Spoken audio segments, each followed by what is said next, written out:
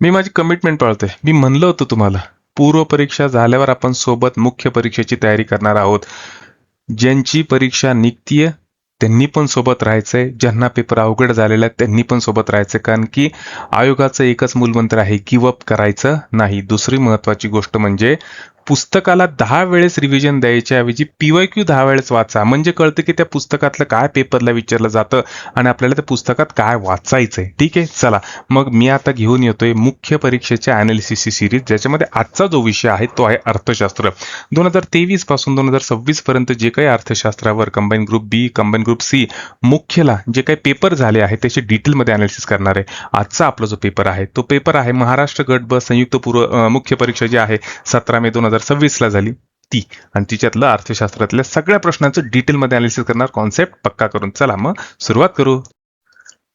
चला पहा बरं, जमतो का हा प्रश्न? पहिलाच प्रश्न आहे, 20 सेकंदाचा वेळ सोडवायचा प्रयत्न करा, नाही तर डिटेलमध्ये आपण अनालिसिस करणारच आहोत.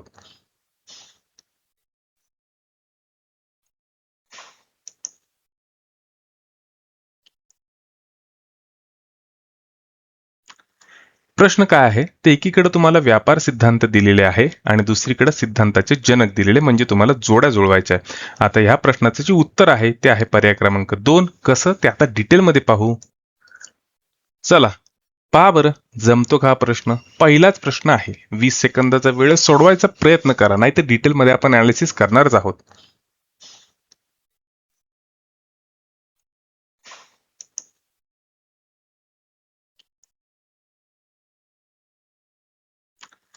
प्रश्न काय आहे ते, एकीकडे तुम्हाला व्यापार सिद्धांत दिलेले आहे आणि दुसरीकडे सिद्धांताचे जनक दिलेले, म्हणजे तुम्हाला जोड्या जुळवायच्या आहे. आता ह्या प्रश्नाचं जे उत्तर आहे ते आहे पर्याय क्रमांक 2. कसं ते आता डिटेलमध्ये पाहू. चला मग पाहायचा पहिला सिद्धांत जो आहे तो आहे केवल लाभ सिद्धांत, म्हणजे ऍब्सोल्यूट ऍडव्हान्टेज. हा जो सिद्धांत होता हा ऍडम स्मिथ यांनी 1776 मध्ये मांडला होता. काय होता सिद्धांत? तर सिद्धांत असा होता की ज्या वस्तूचे आपण उत्पादन करणार आहोत आणि ती वस्तू इतर देशांपेक्षा जर आपल्याकडे कमी खर्चात तयार होत असेल तर आपण त्याच वस्तूचं उत्पादन करायला पाहिजे. उदाहरणार्थ आपल्याकडे कापसासाठी चांगलं वातावरण आहे, जमीन आहे, काळी जमीन आहे, तर आपण आणि कमी खर्च लागतो तर आपण कापूसच पिकवलं पाहिजे.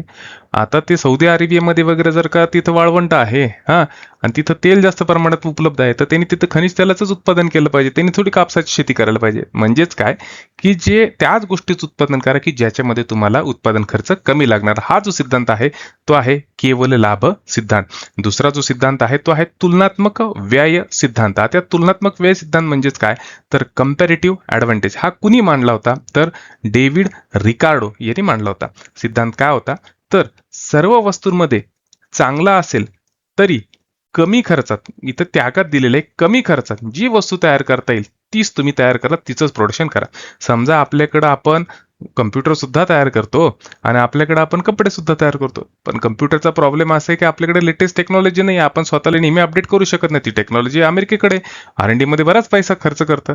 मग त्याच्यामुळं ह्या संगणकाचं उत्पादन करण्यापेक्षा भले ठीक आहे स्वस्तात पडत असेल तरी सुद्धा आपल्याकडे जर का कपडे बनवणं स्वस्त आहे तर आपण ते कपडेच बनवलं पाहिजे. म्हणजे दोन वस्तूंचं उत्पादन करताना कोणत्या वस्तूचं नेमकं उत्पादन करायचं हे जर का ठरवायचं झालं तर त्याच्यासाठी जो सिद्धांत आहे त्याला म्हणायचं कंपॅरेटिव्ह ऍडव्हान्टेज सिद्धांत. चला तिसरा जो सिद्धांत आहे तो आहे घटक देणगी सिद्धांत, आणि हा मांडला होता हेक्स्चर ओलिंग यांनी. सोप्या उदाहरणे सांगतो. समजा माझ्या खिशामध्ये आणा नाही आणि पोटात दाना नाही. आणा म्हणजे पैसा, माझ्या खिशात पैसे नाही, पोटात दाना नाही. हा, पण माझी शरीर यष्टी चांगली आहे, माझ्या अंगात ताकद आहे, मला शिक्षण कमी, मग मी साहजिकच काय करणार, पोट भरण्यासाठी मी ताकदीचं काम करायला तयार, मी ताकदीचं काम करणार, कारण माझ्याकडे ताकदच आहे. दुसरा एक आहे त्याच्याकडे पैसा खूप आहे, मग तो माझ्यासोबत येणार आहे का दगड फोडायला, ताकदीचं काम करायला? नाही. तो काय करणार, त्याच्याकडे पैसा आहे ना, तो अपार्टमेंटच्या स्कीम काढणार आहे की नाही. म्हणजेच काय, ज्याच्याकडे जे आहे त्याचा वापर करूनच त्यांनी उत्पादन करायला पाहिजे. हाच सिद्धांत आहे घटक देणगी सिद्धांत, आणि हेच सांगतं की देशाकडे जे मुबलक प्रमाणात आहे त्याचा वापर करा आणि उत्पादन करा. आता भारताकडे काय, लोकसंख्या खूप जास्त आहे, त्याच्यामुळे श्रमप्रधान उद्योग तुम्ही निर्माण करा, तुम्ही कॉल सेंटर टाका, तुम्ही बीपीओ टाका, बरोबर आहे. आणि युरोपच्या देशांमधल्या, अमेरिकेच्या देशांना तुम्ही तिथल्या लोकांना सेवा पुरवा, त्याच्यातून तुम्ही पैसा कमवा. अमेरिका काय करणार, अमेरिकाकडे भांडवल आहे, मग अमेरिका काय करणार, त्याचा पैसा संशोधनामध्ये टाकणार, तो फाल्कन नावाचं रॉकेट बनवणार. म्हणजे हे जे काही भांडवल प्रधान जे उद्योग आहे ते अमेरिका करणार. आणि हाच जो सिद्धांत आहे घटक देणगी सिद्धांत, म्हणजे ज्याला जे जमतं ते करा, त्याचंच प्रोडक्शन करा आणि आपला आर्थिक विकास साध्य करा. पुढचा सिद्धांत, चौथा सिद्धांत, राष्ट्रीय स्पर्धात्मक सिद्धांत म्हणजेच नॅशनल कॉम्पिटेटिव्ह. आता मागचे जे 3 सिद्धांत आहे ना, याच्या अगदी विरुद्ध सिद्धांत आहे. हा काय म्हणतो की बाबा जर का तुम्हाला जगात टिकायचंय, जगाच्या स्पर्धेमध्ये कॉम्पिटिशनमध्ये टिकायचं असेल तर तुम्हाला कॉम्पिटेटिव्ह व्हावं लागणार आहे. आणि कॉम्पिटेटिव्ह होण्यासाठी तुमच्याकडे नवनवीन कल्पना पाहिजे, तुमच्याकडे त्या कल्पना साकार करण्यासाठी तंत्रज्ञान पाहिजे, तुमच्याकडे गुणवत्ता पाहिजे आणि सोबतच पायाभूत सुविधा म्हणजे इन्फ्रास्ट्रक्चर सुद्धा तुमच्याकडे पाहिजे. आणि त्यानंतरच तुम्ही तुमच्या देशाची स्पर्धात्मकता सिद्ध करू शकता. हा जो सिद्धांत मांडला होता हा होता नॅशनल कॉम्पिटेटिव्हनेस. नुसता व्यापार करायचा तर जी गोष्ट आपल्याकडे जास्त प्रमाणात उपलब्ध आहे त्याच्या आधारे उत्पादन करून जमणार नाही. देशाला जर का खरंच प्रगती करायची असेल तर त्या देशाला कॉम्पिटेटिव्ह व्हावंच लागणार. वेळ घेतला पण कॉन्सेप्ट पक्का करून दिला. चला पाहायचा का पुढचा प्रश्न. पुढचा प्रश्न आहे पंचवार्षिक योजनेवर आलेला. मित्रांनो, आता सध्या आहे ना, जर आयोगाचा ट्रेंड पाहिला ना तर तो पंचवार्षिक योजनांवर शक्यतो प्रश्न विचारत नाही किंवा कमी प्रमाणात विचारतो. त्याला जे वेळ लागलेलं आहे ते नीती आयोगाचं लागलेलं आहे, त्याच्यावर तो जास्त प्रश्न विचारतो. चला मग प्रश्न वाचा, 20 सेकंद आहे, 20 सेकंद सोडायचा प्रयत्न करा. प्रश्न काय आहे तर 9व्या पंचवार्षिक योजना काळात राष्ट्रीय उत्पन्नात असमाधानकारक वृद्धी झाली आणि त्याच्यासाठी कोणते घटक जबाबदार होते. त्याचं उत्तर आहे पर्याय क्रमांक 1, कृषी आणि वस्तू निर्माण क्षेत्रांचा अल्प प्रमाणात झालेला वृद्धी किंवा झालेली वृद्धी दर. चला कसं ते आता डिटेलमध्ये पाहू. वेळ झाली कॉन्सेप्ट पक्का करायची, काहीच करायचं नाही. हा जो चार्ट आहे ना याचा मस्तपैकी स्क्रीनशॉट काढून घ्यायचा आणि 1-2 वेळेस अभ्यासायचा. या इमेजचा सुद्धा स्क्रीनशॉट काढून घ्या. पूर्ण 12 पंचवार्षिक योजना याच्यामधले महत्वाचे मुद्दे मी या ठिकाणी मांडलेले आहे. सगळ्यात महत्वाचं काय की मी जे रेफरन्स बुक वापरतो ते वापरतो रंजन गोळंबे सरांचं पुस्तक, किरण देसले सरांचं पुस्तक आणि जे लेटेस्ट मध्ये इकॉनॉमिक सर्वे आहे त्यांचा मी रेफरन्स बुक म्हणून वापर करत असतो. योजनेचा अभ्यास करताना इतरही काही महत्वाचे मुद्दे लक्षात घ्यावे लागतात ज्याच्यावर आयोग नेहमी प्रश्न विचारतो, जसं योजना सुट्टीचा काळ. भारतात आतापर्यंत 3 वेळा नियमित योजना खंडित झालेल्या आहे किंवा 3 वेळा योजनेला सुट्टी भेटलेली आहे. कधी? पहिल्यांदा सुट्टी भेटली 1966 ते 1969. कारण काय होतं? भारत पाक युद्ध आणि दुष्काळ. कारणं सुद्धा विचारली जातात. दुसऱ्यांदा सुट्टी भेटली 1978 ते 1980. त्यावेळेस सरकार चेंज झालं होतं, जनता पक्षाचं सरकार होतं, त्याच्यामुळे त्यांनी योजनेला सुट्टी देऊन टाकली. तिसरी जी आहे ती आहे 1990 ते 92. या काळात तिसरी सुट्टी भेटली, कारण होतं आर्थिक संकट. सगळ्यात महत्त्वाचं लक्षात ठेवायचं की सगळ्यात दुर्दैवी योजना कोणती ठरली होती तर ती होती तिसरी योजना. कारण काय होतं तर भारत चीन युद्ध झालं होतं आणि 1965 मध्ये भारत आणि पाकिस्तानचं सुद्धा युद्ध झालं होतं. तिसरी महत्त्वाची गोष्ट लक्षात ठेवायची की नियोजन मंडळाचा अंत जो आहे तो कधी झाला? 1 जानेवारी 2015 रोजी. या नियोजन मंडळाची जागा नीती आयोगाने घेतली. त्यामुळं 12वी योजना ही भारताची अंतिम योजना ठरलेली आहे. याच्यामध्ये अजून एक महत्त्वाचा मुद्दा लक्षात ठेवा की 11वी आणि 12वी योजना आहे ना याचे जे उद्देश वाक्य घोषवाक्य जे आहे याच्यावर खूप वेळेस प्रश्न विचारलेला आहे. राज्यसेवा असो नाहीतर मग कंबाईन असो, प्री असो, मेन्स असो. आता खऱ्या अर्थाने कॉन्सेप्ट पक्का झाला. राज्यसेवा असू द्या, कंबाईन असू द्या किंवा इतर कोणतीही स्पर्धा परीक्षा राहू द्या, सध्याचा गेम चेंजर विषय जो आहे तो आहे विज्ञान. आयोग आता स्टेट बोर्ड कडून NCERT कडे झुकत चाललेला आहे. त्याच्यामुळे साहजिकच सामान्य विद्यार्थ्याच्या मनात विज्ञानाची भीती वाढत चाललेली आहे. ही भीती घालवायसाठी स्टेट बोर्ड पासून NCERT पर्यंत सगळं काही मराठी शिकण्यासाठी तुम्ही माझी बॅच विज्ञान मेंटरशिप बॅच जॉईन करू शकता. या बॅचमध्ये PYQ अनालिसिस डेली राहणार आहे, टॉपिक वाईज व्हिडिओ लेक्चर येणार आहे, टॉपिक वाईज शॉर्ट नोट्स भेटणार आहे, ग्रुप डिस्कशन होणार आहे आणि सगळ्यात महत्त्वाचं दर आठवड्याला टेस्ट सुद्धा रिलीज होणार आहे. तर मग वाट कशाला बघताय? आत्ताच आमच्या बॅचला जॉईन करा. बॅचचं नाव आहे विज्ञान मेंटरशिप बॅच. माझा नंबर आहे 9657003561 आणि नाव आहे विज्ञानवाला, विसरायचं नाही. चला पहा बरं जमतो का पुढचा प्रश्न.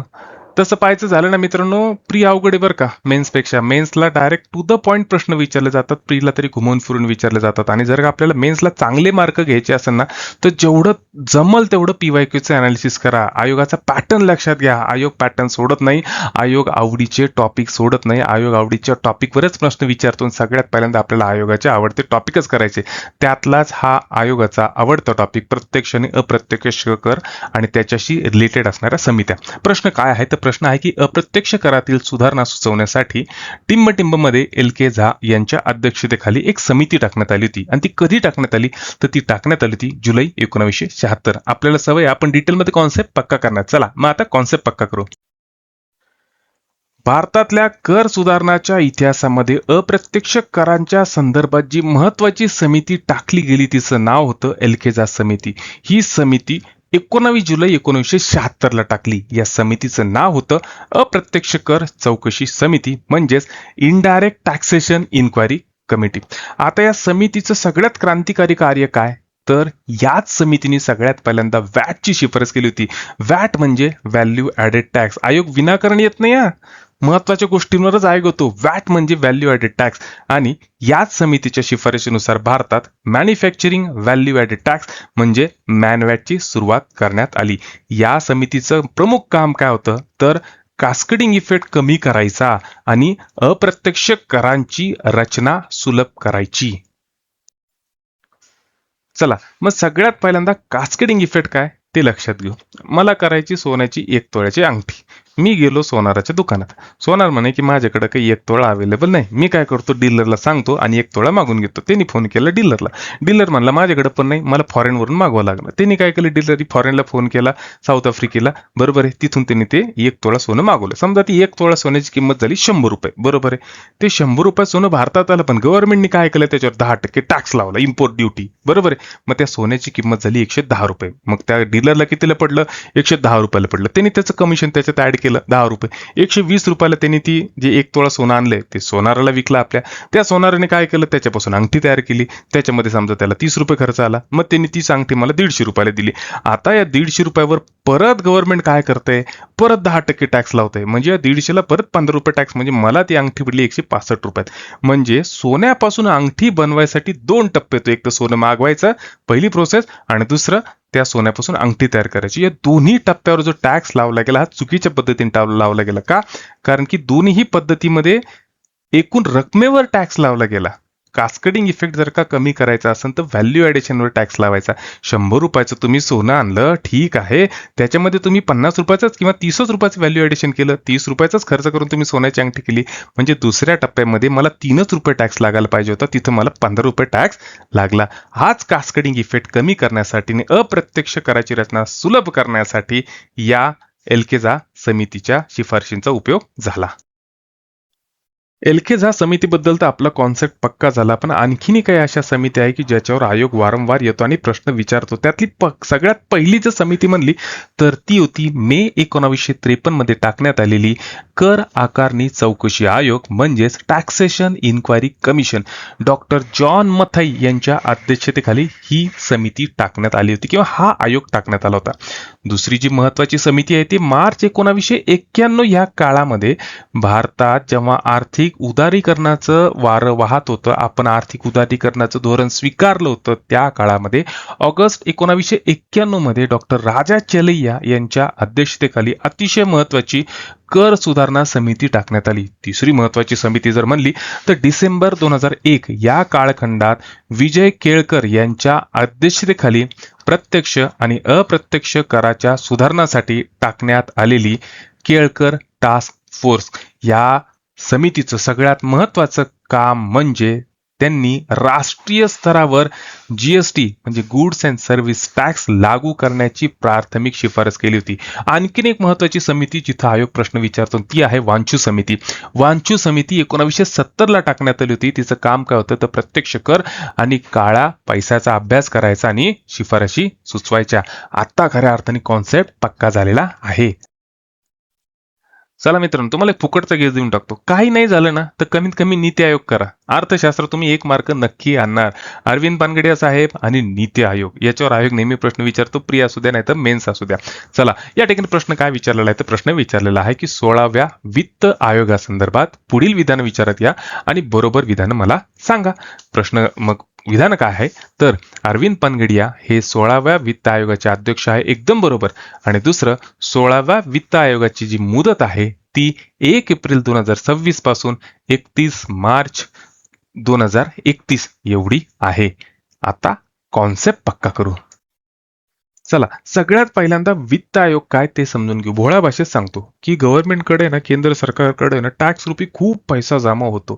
मग या पैशाची वाटणी करायची केंद्र सरकारमध्ये आणि राज्य सरकारमध्ये. ही वाटणी करण्यासाठी एका आयोगाची गरज असते, त्याला म्हणलं जातं वित्त आयोग. आणि हा आयोग काय करत असतो, शिफारशी करत असतो की राज्याने किती द्यायचं आणि केंद्र सरकारकडे किती ठेवायचं. चला, भोळ्या भाषेतला कॉन्सेप्ट पक्का झाला. आता आपण डिटेलमध्ये पाहू.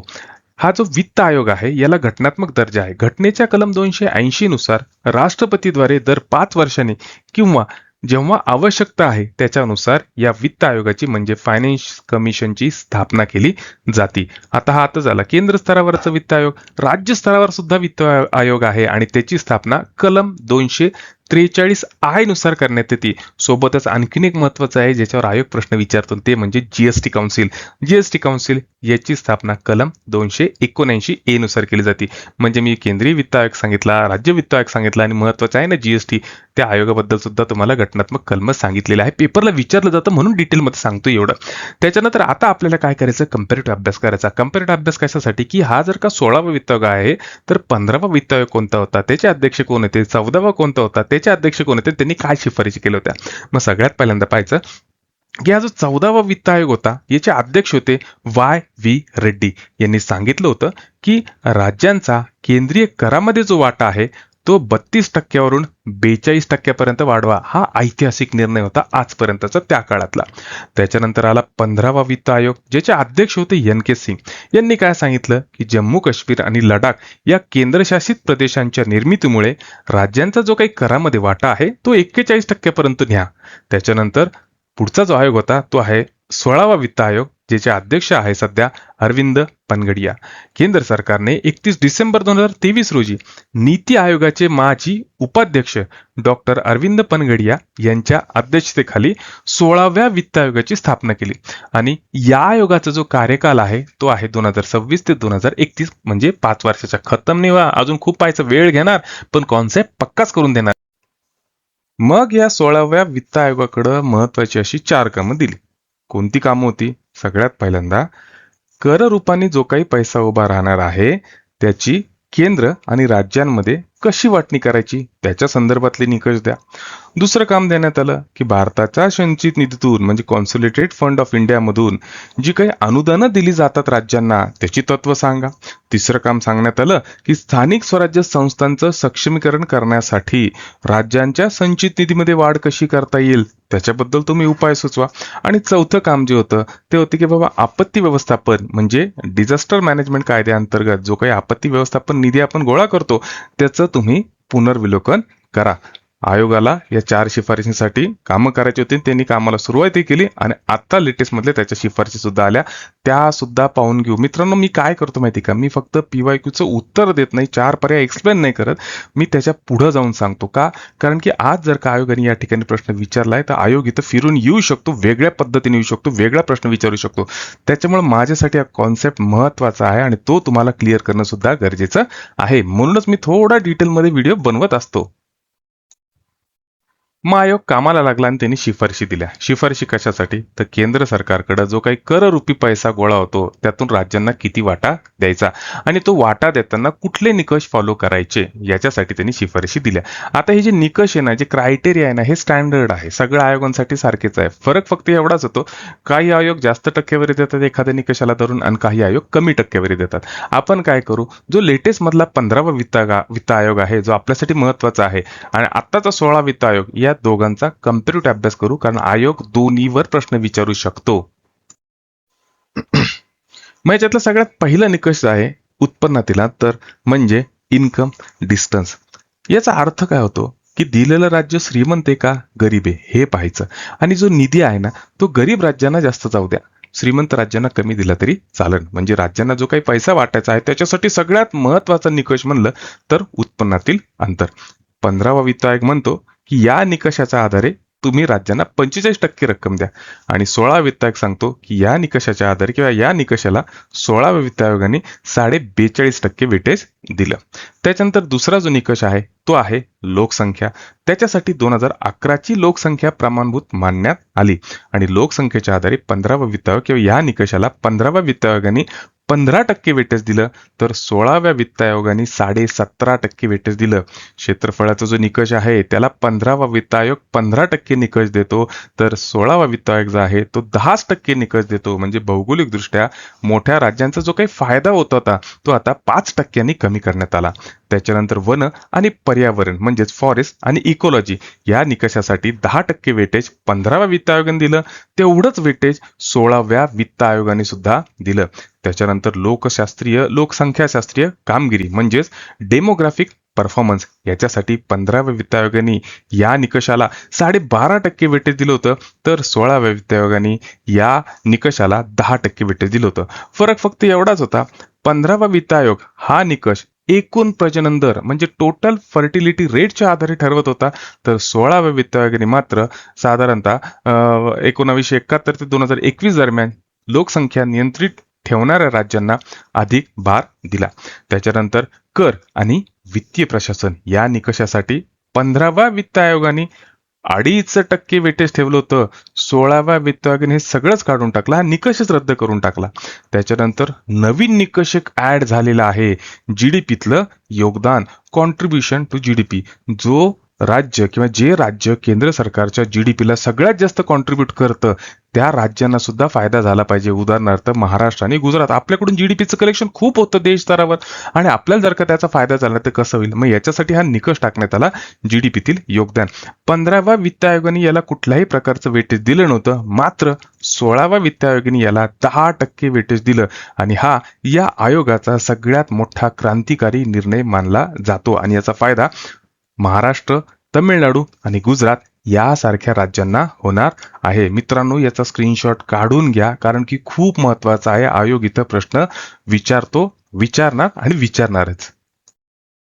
या 15व्या आणि 16व्या वित्त आयोगाचा कंपॅरेटिव्ह म्हणजे तुलनात्मक अभ्यास केल्यावर लक्षात येतं की भारताचा सहकारी वित्तीय संघ राज्यांकडून आता जो प्रवास आहे तो अंमलबजावणी आधारित म्हणजे कंप्लायन्स ड्रिव्हन वित्तीय मॉडेलकडे होत चाललेला आहे. लक्षात ठेवा, पेपरला येऊ शकतं. त्याच्यानंतर दुसऱ्या 2 गोष्टी महत्वाच्या लक्षात ठेवायच्या 16व्या वित्त आयोगाबद्दल, त्या म्हणजे महसुली तुटीचं अनुदान रद्द केलं. 15वा वित्त आयोग जो होता त्यांनी काय केलं होतं, राज्यांना मोठ्या प्रमाणात महसूल तूट म्हणजे रेव्हेन्यू डेफिशिट ग्रँट दिल्या होत्या, मात्र 16व्या वित्त आयोगाने या महसुली तुटीचे अनुदान डायरेक्ट रद्द करून टाकले. त्याच्यानंतर दुसरं महत्वाचे म्हणजे की विशेष अनुदाने बंद करण्यात आली.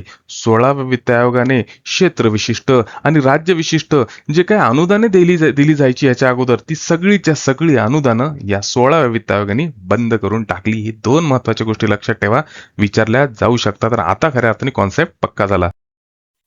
चला, जमतो का पहा बरं पुढचा प्रश्न. मित्रांनो, तुम्हाला एक सांगू का की नाही तुमचा अर्थशास्त्राचा अभ्यास ना, तर फक्त तुम्ही काय करा, तुम्ही आहे ना तो वित्त आयोग करा एक टॉपिक आणि दुसरं बँक सिस्टीम करा. बँक सिस्टीम तुम्हाला 2 ते 3 मार्क देत असतं आणि वित्त आयोग 1 मार्क देतं, म्हणजे 3-4 मार्क तुम्ही एवढं 2 टॉपिकच्या अभ्यासावर आणू शकता. आता हा जो प्रश्न आहे ना, हा सहकारी विकास निधी बद्दल योग्य विधान सांगायचंय तो प्रश्न. मग हा प्रश्न ऍक्च्युली बँकिंग सिस्टीम रिलेटेड आहे, नाबार्ड बद्दल रिलेटेड आहे.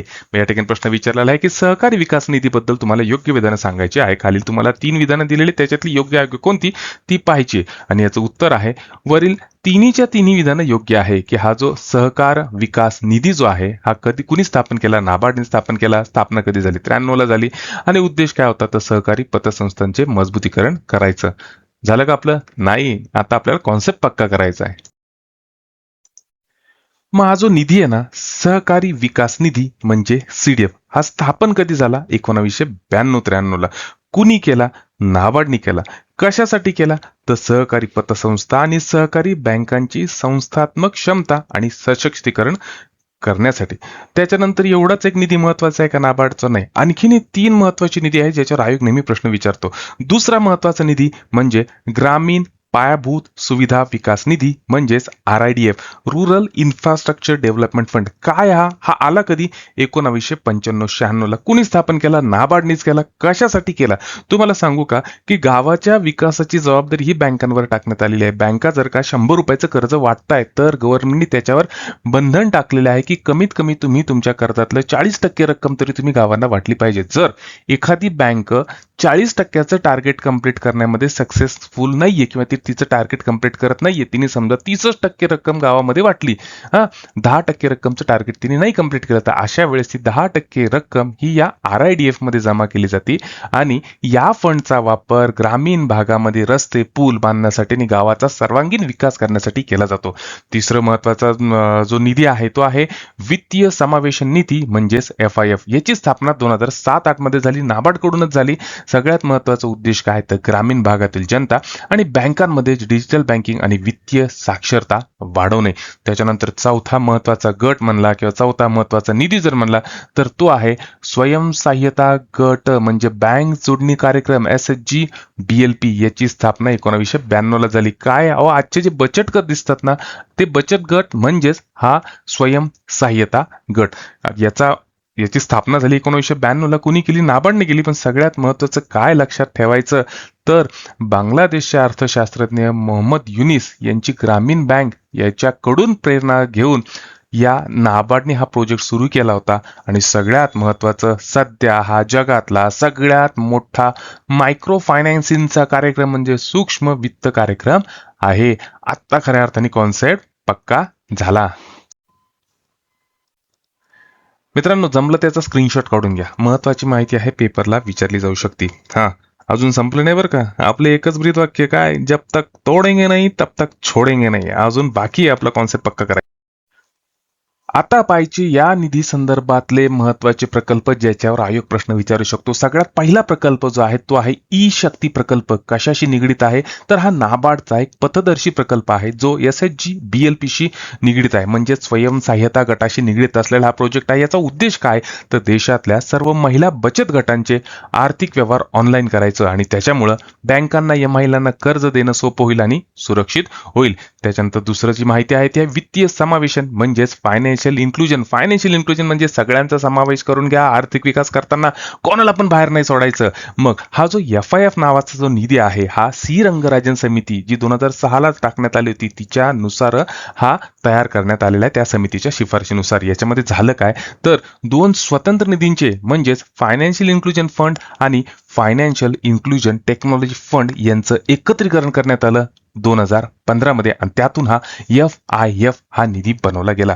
त्याच्यानंतर पुढचा जो आहे तो आहे सहकार क्षेत्रातील नवी जी घडामोडी आहे ती अशी आहे की 6 जुलै 2021 रोजी केंद्र सरकारने स्वतंत्र सहकार मंत्रालय स्थापन केल्यामुळे CDFच्या माध्यमातून प्राथमिक कृषी पतसंस्थांचे देशव्यापी संगणकीकरण वेगाने केले जाते आणि जेणेकरून सहकार क्षेत्र अधिक पारदर्शक होईल. आत्ता झाला खऱ्या अर्थाने कॉन्सेप्ट पक्का. माझं लेक्चर त्या प्रत्येक गृहिणीसाठी आहे की जिने संसारासाठी तिची स्वप्न बाजूला ठेवली होती आणि तिला खरंच मनापासून इच्छा आहे की मला माझी स्वप्न साकार करायची, मला काहीतरी व्हायचंय, अधिकारी व्हायचं आयुष्यात. माझे लेक्चर त्या प्रत्येक विद्यार्थ्यासाठी आहे की ज्याला सगळ्यात पहिल्यांदा घरची जबाबदारी पार पाडावं लागते, घरच्यांसाठी काम करावं लागतं, जॉब करावा लागतो आणि नंतर त्याला वेळ भेटला तर तो अभ्यास करू शकतो. त्या लोकांसाठी, ती गृहिणी झाली, तो विद्यार्थी झाला, त्या सगळ्यांसाठी माझं lecture continuously live recording form मध्ये चालू राहतं. जेव्हा वेळ भेटेल तेव्हा तुम्ही अभ्यास करा, काही अडचण नाही, तेव्हा माझं लेक्चर पहा. त्याच्यासाठी माझ्या लेक्चरला आत्ताच लाईक करा. कंटिन्युअस मी तुमच्या फीडवर येत राहीन. माझे नवीन नवीन लेक्चर रोजच्या रोज तुमच्यापर्यंत पोहोचत राहतील. दुसरी महत्वाची गोष्ट, जर का तुम्हाला लाईव्ह लेक्चर नाही पाहिजे तर तुम्ही काय करू शकता, हे लाईव्ह लेक्चर जे आहे माझे फक्त अर्ध्या घंट्याचे आहे, रेकॉर्डेड चालू राहतात. पण विज्ञानवाला नावाचं माझे जे टेलिग्राम चॅनल आहे त्याची लिंक मी डिस्क्रिप्शन मध्ये दिलेली आहे. तिथं जाऊन तुम्ही जॉईन करा. तिथं तुम्हाला सगळे व्हिडिओ भेटून जातील जे अर्धा 1-1 घंट्याचे राहतील आणि रोजच्या रोज तुम्हाला लेक्चर भेटेल. चला पाहायचा का पुढचा प्रश्न. पुढचा प्रश्न आहे व्यापार चक्रातील आकुंचन या कालावधीत, आकुंचन म्हणजे मंदी, या कालावधीत अर्थव्यवस्थेत खालीलपैकी कोणते बदल होत असतात? 4 पर्याय दिलेले आहे. पहिला पर्याय आहे वस्तू आणि सेवांची किमतीत वाढ होती. हा पर्याय चुकीचा आहे. का? कारण की मंदीमध्ये मागणी कमी होती, त्याच्यामुळे वस्तू आणि सेवांच्या किमतीमध्ये घट होत असती, वाढ होत नाही. त्याच्यानंतर दुसरा जो पर्याय आहे तो आहे वास्तविक जीडीपी मध्ये घट होतं. हे एकदम बरोबर आहे. जीडीपी घटतो मंदीच्या काळामध्ये. तिसरा पर्याय आहे रोजगारामध्ये घट होती. बरोबर. चौथा पर्याय आहे गुंतवणुकीत घट होती. आणि हे शेवटचे 3 जे पर्याय आहे हे तिन्हीच्या तिन्ही बरोबर आहे. म्हणून आपलं उत्तर आहे पर्याय क्रमांक 4. कसं ते आता डिटेलमध्ये पाहू. 4 महत्वाचे व्यापार चक्र लक्षात ठेवायचे आणि याच व्यापार चक्रावर हा प्रश्न आलेला आहे. पहिलं व्यापार चक्र कोणतं? तेजी. मार्केटमध्ये एक्सपान्शन आहे, बूम आहे. दुसरे व्यापार चक्र आकुंचन. मार्केट थंड आहे, मार्केटमध्ये कॉन्ट्रॅक्शन आहे. मंदी म्हणजे डिप्रेशन. आणि चौथं पुनरुज्जीवन. आता हे भोळ्या भाषेतले किंवा व्यावहारिक भाषेतली नावं झाली. आर्थिक भाषेत काय म्हणलं जातं? तर तेजीला आर्थिक भाषेत म्हणलं जातं इन्फ्लेशन. आकुंचनला आर्थिक भाषेत म्हणलं जातं डिसइन्फ्लेशन म्हणजे चलनघट किंवा संतवाढ. मंदीला म्हणलं जातं आर्थिक मंदी म्हणजेच भाऊ रिसेशन आहे मार्केटमध्ये, खूप डिप्रेशन आहे आपण म्हणतो ना नेहमी ते. त्याच्यानंतर पुनरुज्जीवन रिकव्हरी म्हणजे रिफ्लेशन चलन विस्तार. आता मी तुम्हाला आर्थिक संज्ञा पण सांगितल्या आणि ते व्यापारी चक्र सुद्धा सांगितले, पण आता आपल्याला डिटेलमध्ये कॉन्सेप्ट पक्का करायचा. काय? तेजी जेव्हा येते त्यावेळेस मार्केटमध्ये काय होतं? आपल्याला माहिती आहे मार्केट आहे ना वेगानं वाढायला लागतं. त्यामुळं देशाचा जीडीपी सुद्धा वेगाने वाढतो. बाजारामध्ये जी मागणी असती वस्तूंची ती उच्चांकी झालेली असती. रोजगाराबद्दल जर बोलायचं झालं तर नवीन संध्या निर्माण होत असतात. त्याच्यानंतर मार्केट जेव्हा आकुंचन पावतं, कॉन्ट्रॅक्शन पावतं, म्हणजेच काय की आता मार्केट जे आहे ते मंदीकडे झुकायला लागलेलं आहे. जीडीपी जे आहे तो वाढत नाही तर आता घसरत आहे. त्याच्यानंतर जी मागणी उच्चांक होती वस्तूंची ती आता हळूहळू घटू लागलेली आहे. रोजगार पातळीमध्ये ज्या नवीन रोजगाराच्या संध्या उपलब्ध झाल्या होत्या त्या आकुंचनमध्ये किंवा कॉन्ट्रॅक्शनमध्ये आता कमी व्हायला लागलेली किंवा बेरोजगारी वाढायला लागलेली आहे. त्याच्यानंतर मंदीमध्ये तर होतं काय की ही जी जीडीपी मधली घसरण सुरू झालेली असती ही अगदी तळाला जाऊन पोहोचती. रोजगार पातळी जी आहे ती तीव्र स्वरूपाची बनती किंवा तीव्र बेरोजगारी आता पसरलेली असती. त्याच्यानंतर बाजारामधली मागणी जी असती ती अत्यंत कमी आहे. आणि चौथं जे आहे ते आहे पुनर्जीवन म्हणजे हळूहळू आता मार्केट सुधारायला लागलेलं आहे. हळूहळू मार्केटमधली मागणी वाढायला लागली आहे आणि पुन्हा एकदा नोकऱ्या परत मिळायला लागल्या आहे. सिंपल उदाहरण सांगतो ना, आता सध्या जे अमेरिका आणि इराणचं वॉर आहे त्याच्यामुळे काय झालेलं आहे की ज्या कंपन्या आहेत त्यांनी त्यांचे नवीन प्रोजेक्ट होल्डवर टाकलेले आहे. नवीन प्रोजेक्ट होल्डवर गेले त्याच्यामुळे साहजिकच कुठं एक्सपान्शन होत नाही, नवीन रोजगाराच्या संध्या उपलब्ध होत नाहीये. बरोबर आहे. आणि मार्केटमध्ये लोक धास्तावलेले आहे त्याच्यामुळे ते सुद्धा नवीन गोष्टींमध्ये पैसा इन्व्हेस्ट करत नाहीये. म्हणजे थोडक्यात काय झालेलं आहे की सध्याचं जे मार्केट आहे ते कॉन्ट्रॅक्शनकडे आहे, म्हणजे कॉन्ट्रॅक्शनकडे झुकतंय. आणि हे मार्केट जर असंच राहिलं, सध्याची जर ही परिस्थिती अशीच राहिली तर काही दिवसांनी मंदी यायची शक्यता आहे. हाय की नाही कॉन्सेप्ट क्लिअर? चला आता पाहू पुढचा प्रश्न. मी म्हणलं कॉन्सेप्ट पक्का झाला, पण आपला कॉन्सेप्ट अजून पक्का झाला नाही. आपण इथं 2-5 मिनिटं घेणार आणि आपला खऱ्या अर्थाने कॉन्सेप्ट पक्का करणार. आता मित्रांनो सांगू का, हे व्यापार चक्र जे आहे याच्यामध्ये कधी तेजी असते कधी मंदी असते. खूप जास्त तेजी झाली, वस्तूंच्या किमती खूप जास्त वाढल्या. होतं काय माहिती का अहो, सामान्य माणसाला त्या वस्तू घ्यायला परवडत नाही. आणि वस्तूची किमती जर का खूपच जास्त लोळल्या तर मग खूप प्रमाणात बेरोजगारी निर्माण होती. मग अशा वेळेस हे मार्केट नियंत्रण करण्यासाठी समोर येत असतं आरबीआय. हे मार्केट नियंत्रण करण्याचं काम कोणाचं आहे? तर रिझर्व्ह बँक ऑफ इंडियाचं. आणि हे असं करण्यासाठी ते ज्या साधनाचा उपयोग करतं त्याला म्हणलं जातं मौद्रिक धोरण किंवा मॉनिटरी पॉलिसी. आता या मॉनिटरी पॉलिसीमध्ये ते 2 साधनांचा उपयोग करतं. पहिलं जे आहे ते आहे संख्यात्मक साधन आणि दुसरं आहे गुणात्मक साधन. आता डिटेलमध्ये पाहू कसं ते. पहिलं संख्यात्मक साधन जे आहे ते आहे रेपो रेट, ज्याला म्हणलं जातं रिपर्चेस रेट किंवा रिपर्चेस ऑब्लिगेशन. काय रिपर्चेस ऑब्लिगेशन? की ज्या दरानं व्यापारी बँकांना आरबीआय अल्पकालीन गरजांसाठी कर्ज पुरवठा करतं त्याला म्हणलं जातं रेपो रेट. आता तुम्ही विचार करा की ठीक आहे अल्पकाळासाठी का होईना रिझर्व्ह बँकेने काय केलं, 5च्या ऐवजी 4% रेट ऑफ इंटरेस्ट केला. बरोबर आहे. मग साहजिकच व्यापारी बँकांना तर परवडणार आहे. व्यापारी बँका पळत पळत जाणार आणि रिझर्व्ह बँकेला म्हणणार की बाबा मला द्या 100 लागत होते 200 द्या. व्यापारी बँकांकडे पैसा आला, त्यांनी सुद्धा त्यांचा जो व्याजाचा दर होता तो कमी केला. मग साहजिकच जे आपल्यासारखे लोक आहे ज्यांना घर घ्यायचंय, पर्सनल लोन घ्यायचंय, त्याचा रेट कमी होणार. मग ते लोक बँकांकडे पळत जाणार, आम्हाला कर्ज द्या, आम्हाला कर्ज द्या. मग होणार काय की लोकांच्या हातात कर्जरूपी का होईना पैसा येणार आणि पैसा आला तर लोक मागणी करायला लागणार. मागणी केली की तेजी होणार. मग ज्या वेळेस मार्केटमध्ये मंदी असती त्यावेळेस रेपो रेट कमी केला जातो बँकांकडून. झालं की नाही कॉन्सेप्ट पक्का? पुढचं संख्यात्मक साधन आहे reverse repo rate. Reverse repo rate म्हणजे काय? रेपो रेट म्हणजे काय की ज्या दराने आरबीआय बँकांना कर्ज देते. रिव्हर्स रेपो रेट म्हणजे काय की ज्या दराने आरबीआय व्यापारी बँकांकडून कर्ज घेते. तुम्ही म्हणता सर व्यापारी बँकांकडे कुठे आले एवढा पैसा कर्ज द्यायचा? अहो एकदम सिंपल आहे ना. व्यापारी बँकेने काय केलं, आरबीआय कडून पैसे घेतले आणि 1000 कोटी मार्केटमध्ये वाटून टाकली होम लोनवाले लोकांना. आता त्याचं व्याज रेट आहे 10%. मग 1000 कोटीवर व्याज किती आलं? 100 कोटी आलं. म्हणजे बँकांकडे हा अतिरिक्त पैसा जमा झाला. मग या व्यापारी बँका काय करणार? परत ते कर्जाच्या स्वरूपात लोकांना वाटून देणार. हा, मग इथं येतं reverse repo rate. Reverse repo rate काय आहे तर आरबीआय काय करते, व्यापारी बँकांकडून कर्ज घेत असते. आता आरबीआय जर म्हणलं की बाबा मी 5% तुमच्याकडून घेते कर्ज, बरोबर आहे, आणि मार्केटमधलं ग्राहक जर म्हणलं बाबा मी तुझ्याकडून 10% घेतो, मग साहजिकच व्यापारी बँका काय करणार आहे? हा जो 100 कोटीचा अतिरिक्त पैसा आहे तो मार्केटमध्ये लोकांना वाटणार. हा, पण आता आरबीआय काय म्हणते, नाही मी काय करते 5%च्या ऐवजी मी तुला 6% देते. तुझ्याकडून मी कर्ज घेणार पण बदल्यामध्ये मी तुला व्याज 6% देणार. व्यापारी बँका विचार करतात, अरे 6% व्याज देणार आहे, इथं मार्केटमध्ये कर्ज वाटायचं त्याच्यात अर्ध कर्ज लोक बुडू शकतात. ते रिकव्हरीसाठी रिकव्हरी एजंट लावा, तामझाम करा, ते पैसे वसूल करायला किंवा ते हप्ते वसूल करायला. कशाला एवढी मगजमारी करायची? सरळ आपला पैसा आहे ना आपण आरबीआयला देऊन टाकू अतिरिक्त पैसा. आरबीआय मस्तपैकी 5च्या ऐवजी 6% व्याजदर देते, आपली बँक मस्तपैकी चालू राहती. मग इथं आरबीआय करते काय तर व्यापारी बँकांच्या हातातला अतिरिक्त पैसा काढून घेते.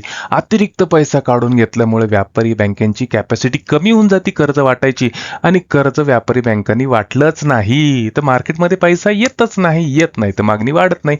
मग हे कधी केलं जातं की ज्यावेळेस खूप जास्त तेजी झालेली असती त्यावेळेस आरबीआय काय करतं, रिव्हर्स रेपो रेटचा दर वाढवतं. आणि ज्यावेळेस मार्केटमध्ये मंदी असती त्यावेळेस आरबीआय काय करतं, साहजिकच रिव्हर्स रेपो रेटचा दर कमी करणार आहे की नाही? एकदम सोपं आहे की नाही? आता सगळ्यात महत्वाचं काय की सध्या आरबीआय जे आहे ते रिव्हर्स रेपो ऐवजी एसडीएफ म्हणजे स्थायी ठेव सुविधा, स्टँडिंग डिपॉझिट फॅसिलिटीचा वापर करते, आणि याचा जो रेट असतो हा रिव्हर्स रेपो रेटपेक्षा 0.25% कमी असतो. तिसरं जे संख्यात्मक साधन आहे ते आहे रोख राखीवता प्रमाण म्हणजे कॅश रिझर्व्ह रेशो. एकदम सिंपल सांगतो, बँका चालतात कशावर? एक तर ते काय करणार आहे, आरबीआय कडून कर्ज घेणार आहे, सगळ्यात महत्वाचं काय ते लोकांकडूनच पैसा गोळा करणार आहे. 100 लोक जाणार, 100 रुपये जमा करणार, कोणी सेव्हिंग अकाउंट काढणार, कोणी एफडी काढणार, बरोबर आहे, 100 रुपये बँकेमध्ये जमा करणार. बँकेला माहिती की 100च्या 100 लोक येऊन मला 100 रुपये एकसाथ मागणार नाही, म्हणून ती काय करते की बाबा ठरवते, हा रोज 10-20 रुपये लागतात लोकांना, मी 10-20 रुपये ठेवते, बाकी 80 रुपये जे आहे ना मी कर्ज म्हणून वाटून देते. माझं कामच ते एजंटचं, मला कर्ज द्यायचं आणि त्याच्यावर कमिशन कमवायचं. मग जे काही बँकेमध्ये 100 रुपये जमा झाले होते त्याच्यातले 80 रुपये तिने कर्ज म्हणून वाटून दिलं. उद्या नेमकं काय झालं, सगळे गिराईक आले, म्हणले बाबा आम्हाला आमचे 100 रुपये देऊन टाका. आता बँक काय म्हणली, बाबा मी त्या 80 रुपये तुझे कर्जरूपी वाटून टाकले आणि सध्या माझ्याकडे पैसे नाहीये. जसं त्या गिरायकाला कळन, त्या ग्राहकांना कळन की बँक पैसे द्यायला तयार नाही, बँकेकडे पैसे नाहीये, ते ग्राहक बाहेरून बोंब मारतील बँकेच्या, काय अरे बँकेकडे पैसे नाही, बँक बुडाली. मग अशा पद्धतीने बँका बुडू शकतात, लोकांच्या पैशाचं नुकसान होऊ शकतं. म्हणून एक टर्म येते CRR, ज्याला म्हणलं जातं कॅश रिझर्व्ह रेशो. याचे 2 म्हणजे महत्वाचे फायदे. पहिला फायदा काय की बाबा तुमच्याकडे बँकांकडे जेवढ्या काही ठेवी जमा झालेल्या आहे, 100 रुपये जमा झाले, तर त्याच्यातली काही ठेव जी आहे ती कॅश स्वरूपात तुम्हाला आरबीआय कडे ठेवायची आहे, त्यालाच म्हणायचं कॅश रिझर्व्ह रेशो. आरबीआय काय करतं, कधी म्हणेल की बाबा मोठी सांगाल की 100 मधले 30 रुपये माझ्याकडे ठेव, बरोबर आहे, तर तिला ते 30 रुपये त्याच्याकडे ठेवावं लागणार आहे. उद्या म्हणून आरबीआय नाही 30च्या ऐवजी माझ्याकडे 40 रुपये ठेव, जेवढ्या काही तुझ्याकडे ठेवी जमा होता त्याच्यातल्या माझ्याकडे 40 रुपये ठेव. मग काय होणार आहे, या व्यापारी बँकाला 40 रुपये ठेवावं लागणार आहे. परिणाम काय होणार, व्यापारी बँकाच्या हातात पैसा राहणार नाही, आहे की नाही? म्हणजे दुसरा उद्देश पण साध्य होतो, पण याचा खूप कमी प्रमाणात वापर केला जातो तेजी मंदीचं चक्र नियंत्रणात करण्यासाठी. सध्याचा जो कॅश रिझर्व्ह रेशो आहे तो आहे. चौथं जे संख्यात्मक साधन आहे त्याला म्हणायचं वैधानिक तरलता प्रमाण म्हणजेच SLR म्हणजेच स्टॅट्युटरी लिक्विडिटी रेशो. आता आपण अगोदर पाहिले की बाबा जे ठेवीदार आहे त्यांच्या पैशाला सुरक्षितता मिळण्यासाठी बँक बुडू नये म्हणून काय केलं जातं की त्या व्यापारी बँकेला काही पैसे रिझर्व्ह बँकेकडे ठेवावे लागतात. ठीक आहे, त्याचं प्रमाण सध्या 3% आहे. तेवढं ठेवून भागतं का? नाही. या व्यापारी बँकांवर परत एक बंधन घातलेलं आहे की तुमच्याकडे जेवढा पैसा जमा झालेला आहे त्याच्यातला परत काहीतरी पैसा एकतर सोनं किंवा सरकारी रोख्याच्या स्वरूपात साईडला काढून ठेवायचा. तो तुम्ही कर्ज म्हणून वाटायचा नाही. त्याला म्हणायचं SLR. सध्या त्याचा दर आय थिंक 18% आहे. मी डिटेलमध्ये पुढच्या स्लाइडमध्ये सगळं तुम्हाला सांगतो. ठीक आहे. मग याचा उपयोग काय होतो? एक तर जे गुंतवणूकदार आहे, ठेवीदार आहे, त्यांचा पैसा सुरक्षित राहतो, बँक बुडत नाही. सगळ्यात महत्वाचं काय होतं म्हणजे काय, आता आरबीआय शक्यतो या साधनाचा वापर करत नाही SLR कमी जास्त करणं. SLR साहजिकच जर वाढवला आरबीआयने 18%च्या ऐवजी म्हणले ते 30% करा, मग बँकांकडे पैसा राहणारच नाही ना. जास्तीत जास्त पैसा त्यांना स्टोअर करून ठेवावा लागणार आहे. मग बँकांच्या हातात पैसा राहणार नाही, ते कर्ज कुठून वाटणार? म्हणजे मग लोकांकडे पैसा येणार नाही आणि मग जी समजा मागणी वाढलेली ती कमीच होणार आहे की नाही. पण सध्या आरबीआय याचा वापर करत नाही आणि हे जे साधन आहे हे आहे SLR. चला, जून 2026 नुसार सध्याचा जो रेपो रेट आहे तो आहे 5.25%. SDF जो आहे स्टँडिंग डिपॉझिट फॅसिलिटी तो 5% आहे. MSF मार्जिनल स्टँडिंग फॅसिलिटी 5.5% आणि बँक रेट काय 5.5%. आपण पुढे डिटेलमध्ये पाहणारच आहोत. आणि सोबतच CRR आणि SLR जो आहे, CRR आहे 3% आणि SLR आहे 18% जून 2026 नुसार. आता संख्यात्मक साधनं कळलं, आता आपल्याला पाहिजे गुणात्मक साधनं. गुणात्मक साधनं म्हणजे काय की याच्यामध्ये आरबीआय फक्त बँकांना सूचना देत असती. त्याच्यानंतर कर्जाची जी आहे लिमिट ती ठरवत असती. त्याच्यानंतर कर्जाचं रॅशनिंग करत असती. म्हणजे ज्या क्षेत्राला गरज आहे कर्जाचं त्याच क्षेत्राला द्या असं ते सांगत असती. आणि नैतिक मनधरणी करत असती. म्हणजे सूचना सल्ले देऊन जे केलं जातं ते आहे मौद्रिक धोरणाची गुणात्मक साधनं. आपण पुढे डिटेलमध्ये पाहणार आहे, त्याच्यावर वेळ कशाला घालवायचा. ऑलरेडी आपण कॉन्सेप्ट खूप छान पक्का केलाय. राज्यसेवा असू द्या, कंबाईन असू द्या किंवा इतर कोणतीही स्पर्धा परीक्षा राहू द्या, सध्याचा गेम चेंजर विषय जो आहे तो आहे विज्ञान. आयोग आता स्टेट बोर्ड कडून NCERT कडे झुकत चाललेला आहे. त्याच्यामुळे साहजिकच सामान्य विद्यार्थ्याच्या मनात विज्ञानाची भीती वाढत चाललेली आहे. ही भीती घालवायसाठी स्टेट बोर्ड पासून NCERT पर्यंत सगळं काही मराठीत शिकण्यासाठी तुम्ही माझी बॅच विज्ञान मेंटरशिप बॅच जॉईन करू शकता. या बॅचमध्ये PYQ अनालिसिस डेली राहणार आहे. टॉपिक वाईज व्हिडिओ लेक्चर येणार आहे. टॉपिक वाईज शॉर्ट नोट्स भेटणार आहे. ग्रुप डिस्कशन होणार आहे आणि सगळ्यात महत्त्वाचं दर आठवड्याला टेस्ट सुद्धा रिलीज होणार आहे. तर मग वाट कशाला बघताय, आत्ताच आमच्या बॅचला जॉईन करा. बॅचचं नाव आहे विज्ञान मेंटरशिप बॅच. माझा नंबर आहे 9657003561 आणि नाव आहे विज्ञानवाला. विसरायचं नाही. पुढचा प्रश्न परत एकदा 20 सेकंदाचा वेळ घ्या आणि सोडवायचा प्रयत्न करा. मित्रांनो, लोकसंख्या खूप महत्वाचा टॉपिक आहे. इकॉनॉमिक्समध्ये आयोग याच्यावर खूप वेळेस प्रश्न विचारतो. आता महत्वाची गोष्ट सांगू का, आपल्याला जर का लोकसंख्या म्हणलं तर आपण काय करतो, फक्त लोकसंख्या जनगणनाची झालेली 2011ची 2001ची तेवढीच पाहतो आणि असं वाटतं की त्याच्यावर आपल्याला जे काही प्रश्न विचारले जाणार ते मार्क येणार. चूक. जर का तुम्हाला लोकसंख्या या घटकाचा अभ्यास करायचा असेल तर फक्त तुम्हाला 2011ची किंवा 2001ची जनगणना वाचून फायदा होणार नाही. त्या ॲडिशनमध्ये तुम्हाला काय करावं लागणार आहे तर लोकसंख्येची धोरणं आहे 1976 असो 2000चा असो, ते लोकसंख्येची धोरणं तुम्हाला व्यवस्थित पाठ करावं लागणार. पाठ म्हणण्यापेक्षा व्यवस्थित वाचावं लागणार. दुसरं महत्त्वाचं म्हणजे ह्या लोकसंख्या संक्रमणाचा जो सिद्धांत आहे त्याच्यावर सुद्धा आयोग आता खूप प्रश्न विचारतो. मग ह्या लोकसंख्या संक्रमणाच्या सिद्धांतावरच असलेला प्रश्न आहे. प्रश्न काय आहे तर लोकसंख्या संक्रमण सिद्धांताच्या दुसऱ्या टप्प्यात मृत्यूदर कमी होतो आणि टिंबटिंब दिसून येतो. याचं उत्तर आहे पर्याय क्रमांक 3, जनन दर जास्त दिसून येतो. कसं ते आता डिटेलमध्ये कॉन्सेप्ट पक्का करू. चला, मग या लोकसंख्या संक्रमण सिद्धांताचे 4ही टप्पे पाहणं गरजेचं आहे. पहिला जो टप्पा आहे त्या टप्प्याला म्हणलं जातं हाय स्टेशनरी टप्पा. याच्यात होतं काय की जन्मदर सुद्धा उच्च असतो. म्हणजे हजारामागे साधारणतः 30 ते 40 लेकरं जन्माला येतात आणि मृत्यूदर सुद्धा तेवढाच असतो, तो सुद्धा उच्च असतो. महामारीमुळे दुष्काळामुळे जन्माला जेवढे येतात तेवढे मरतात सुद्धा. त्याच्यामुळे होतं काय की लोकसंख्या जी आहे ती स्थिर राहत असते. भारतासंदर्भात जर बोलायचं झालं तर 1921 पूर्वी हे अशा पद्धतीच्या लोकसंख्या संक्रमणाचा पहिला टप्पा दिसून येत होता आपल्या लोकसंख्येमध्ये. आता मात्र तो दिसून येत नाही. आता भारतात काय जगात कुठंच दिसत नाही, काही अति मागास ठिकाणं सोडले तर. दुसरा जो टप्पा आहे त्या टप्प्याला म्हणलं जातं अर्ली एक्सपांडिंग टप्पा. याच्यात होतं काय की जन्मदर जो असतो तो उच्च असतो पण स्थिर असतो, पूर्वीसारखाच राहतो, जास्त राहतो हा. पण मृत्यू दर जो आहे हा वेगाने घटत असतो. का? कारण की वैद्यकीय क्षेत्रामध्ये सुधारणा झालेली आहे आणि त्याच्यामुळं लोकसंख्या वाढीचा दर हा संथ न राहता वेगवान होत असतो, विस्फोटी होत असतो. 1921 पासून 1951चा जो काळ होता भारतामध्ये हा तीव्र लोकसंख्येच्या विस्फोटाचा म्हणजे दुसऱ्या टप्प्याचा काळ होता. आता जागतिक लेवलला जर पाहायचं झालं तर सुदान, कांगो, नायजर आणि घाना यासारख्या गरीब आफ्रिकन देशांमध्ये हा दुसरा टप्पा त्यांच्या लोकसंख्येमध्ये दिसून येतो. लोकसंख्या वाढीचा तिसरा टप्पा ज्याला म्हणलं जातं लेट एक्सपांडिंग म्हणजेच उशिरा विस्तारण्याचा टप्पा. याच्यात होतं काय की जन्मदर जो आहे तो वेगाने घटतो. सरकार कामाला लागते, बाबा हम दो हमारे दो ठीक आहे, आता हम दो हमारे एक अशी धोरणं अवलंबायला सुरुवात करते. त्याच्यामुळे जन्मदर कमी होतो. मृत्यू दर जो आहे तो अल्प किंवा स्थिर राहतो आणि त्याच्यामुळं लोकसंख्या जी आहे ती संथ गतीने वाढती. आपल्या लोकसंख्येमध्ये हाच टप्पा दिसून येतो भारतामध्ये. 1951 नंतरचा जो काळ आहे त्याच्यामध्ये आपल्याला आपल्या लोकसंख्येच्या संक्रमणामध्ये हा तिसरा टप्पा दिसून येतो. याची जागतिक उदाहरणं जर द्यायची झाली तर भारत, चीन, ब्राझील, मेक्सिको आणि इंडोनेशिया हे आहे.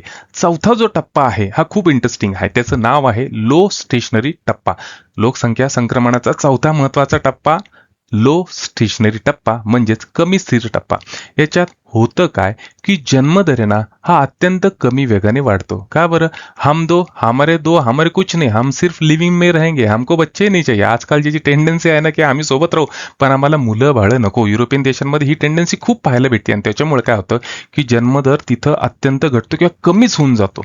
त्याच्यानंतर मृत्यूदर तो सुद्धा कमी आहे कारण वैद्यकीय फॅसिलिटी खूप प्रमाणात वाढलेला आहे आणि त्याच्यामुळे लोकसंख्या जी आहे ती स्थिर किंवा शून्य राहते.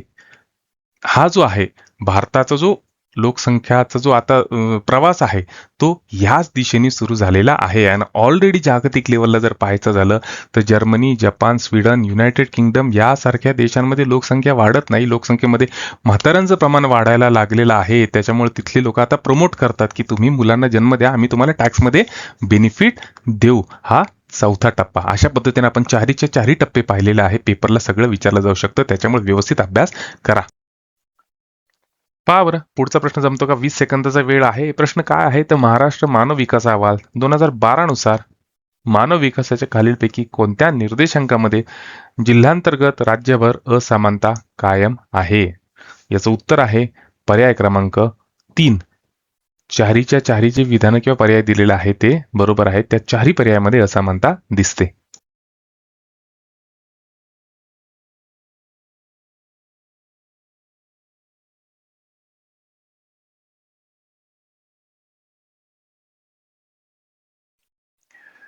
चला आता आलोय आपण शेवटच्या प्रश्नाकडे. पहा बरं किती सोपा प्रश्न आहे. प्रश्न काय आहे तर घरगुती उपभोगाला चालना देण्यासाठी प्राप्तिकरामध्ये घट करणं हे टिंब याचं उदाहरण आहे. प्राप्तिकर म्हणजे काय? Income tax. तो काय असतो? मी जर का एखाद्या कंपनीमध्ये 100 रुपये पगार घेतोय तर गव्हर्नमेंट काय करते, मला त्याच्यावर टॅक्स लावते 10 रुपये. पकडलं समजा आपण मोठी भोळ्या भाषेत, तर म्हणजे माझ्या हातात किती येतात? 90 रुपये येतात. उद्या जर का गव्हर्नमेंट म्हणलं की बाबा मी 10%च्या ऐवजी काय करणार आहे, तुझ्याकडून 5% इन्कम टॅक्स घेणार आहे. 5% इन्कम टॅक्स घेणार म्हणजे माझ्या हातात किती येणार?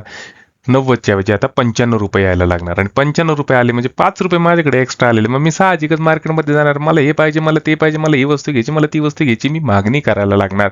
म्हणजे प्राप्ती करात जर घट केली तर त्याचा परिणाम काय होतो?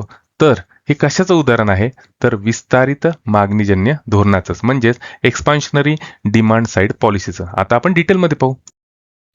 पेपरला विचारले जातील अशा धोरणाचे 4 प्रकार. पहिला आहे विस्तारित मागणीजन्य धोरण. याच्यात केलं काय जातं तर टॅक्स कमी केला जातो. आता तुम्ही विचार करा, जर का टॅक्स कमी केला तर लोकांच्या हातात पैसा जास्त उरणार आहे की नाही?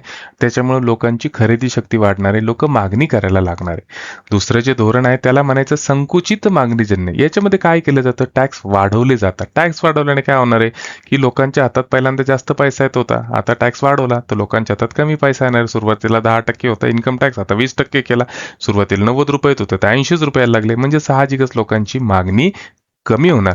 त्याच्यानंतर विस्तारित पुरवठाजन्य जे आहे हे डायरेक्टली सामान्य माणसाची निगडीत नसते हे धोरण, हे ऍक्च्युली कंपन्यांशी निगडीत असतं. आता विस्तारित पुरवठाजन्य म्हणजे एक्सपांड करायचं, लिबरेट व्हायचं, बरोबर आहे. त्याच्यात होतं काय की कॉर्पोरेट कर जो आहे कंपन्यांवर जो लावला जातो तो कॉर्पोरेट टॅक्स, महामंडळ कर, तो कमी करायचा, त्यांना सवलती द्यायचा. त्याचा परिणाम काय होणार आहे, उद्योगधंद्यांना जर का सवलती दिल्या तर देशांतर्गत उत्पादन वाढणार आहे, रोजगाराच्या नव्या संधी उपलब्ध होणार आहे. आणि चौथं जे आहे ते आहे संकुचित पुरवठाजन्य. याच्यात केलं काय जातं की उद्योगधंद्यांवर कडक निर्बंध लादले जातात, त्याच्यामुळे देशांतर्गत उत्पादन कमी होतं. मग काही असे क्षेत्र आहे की गव्हर्नमेंटला वाटतं की त्याच्यात आपलं कंट्रोल असणं गरजेचं आहे, मग अशा वेळेस ते या धोरणाचा वापर करत असतं. झाला कॉन्सेप्ट आता खऱ्या अर्थाने पक्का. राज्यसेवा असू द्या, कंबाईन असू द्या किंवा इतर कोणतीही स्पर्धा परीक्षा राहू द्या, सध्याचा गेम चेंजर विषय जो आहे तो आहे विज्ञान. आयोग आता स्टेट बोर्ड कडून NCERT कडे झुकत चाललेला आहे. त्याच्यामुळे साहजिकच सामान्य विद्यार्थ्याच्या मनात विज्ञानाची भीती वाढत चाललेली आहे. ही भीती घालवायसाठी स्टेट बोर्ड पासून NCERT पर्यंत सगळं काही मराठी शिकण्यासाठी तुम्ही माझी बॅच विज्ञान मेंटरशिप बॅच जॉईन करू शकता. या बॅचमध्ये PYQ अनालिसिस डेली राहणार आहे, टॉपिक वाईज व्हिडिओ लेक्चर येणार आहे, टॉपिक वाईज शॉर्ट नोट्स भेटणार आहे, ग्रुप डिस्कशन होणार आहे आणि सगळ्यात महत्त्वाचं दर आठवड्याला टेस्ट सुद्धा रिलीज होणार आहे. तर मग वाट कशाला बघताय, आत्ताच आमच्या बॅचला जॉईन करा. बॅचचं नाव आहे विज्ञान मेंटरशिप बॅच. माझा नंबर आहे 9657003561 आणि नाव आहे विज्ञानवाला, विसरायचं नाही.